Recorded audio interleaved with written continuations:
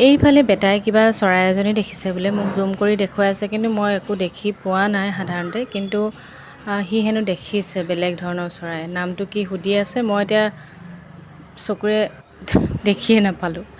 তাৰপিছতে বাদ দিয়ক বাৰু এইবিলাক। মই আজি ৰাতিপুৱানো কি খালোঁ তাকে আপোনালোকক দেখুৱাই চাওকচোন বাৰু।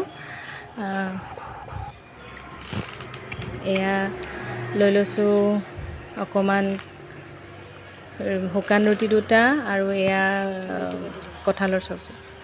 এয়া কালি বনাইছিলোঁ কঁঠাল আৰু চিকেন। হাতত আটা লাগিয়ে আছে, ভোক লাগিছে এনেকৈ খাই দিছোঁ। এয়া বেটাহাতলৈ বনাইছিলোঁ ফুলকবি, পিঁয়াজ, আৰু তাহাঁতৰ ৰোলত দিবলৈ ষ্টাফিংটো মই অকণমান লৈ লৈছোঁ, কেনেকুৱা লাগিছে।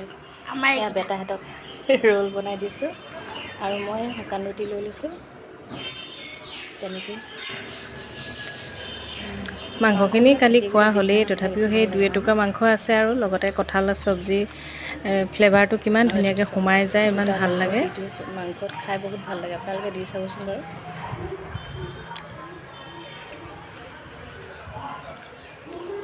কঁঠাল নে মাংস ধৰিবই নোৱাৰিব আপোনালোকে কঁঠালৰ লগত বনালে।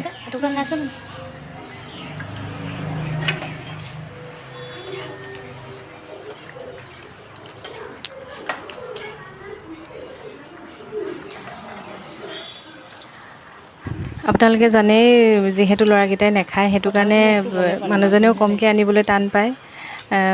আধা কেজিমান হ'লেও আনিবলগীয়া হয়। মই সেই দুসাঁজমান কৰিবলগীয়া হয়, আৰু দুসাঁজ নহ'লে তিনি সাঁজত খাই শেষ কৰোঁ। মানুহজনেও খাই বেয়া পায় মাংস, তথাপিও জোৰ কৰিলে এপিচ বা দুপিচ খায়, তথাপিও ইমান ভাল নাপায় খাই।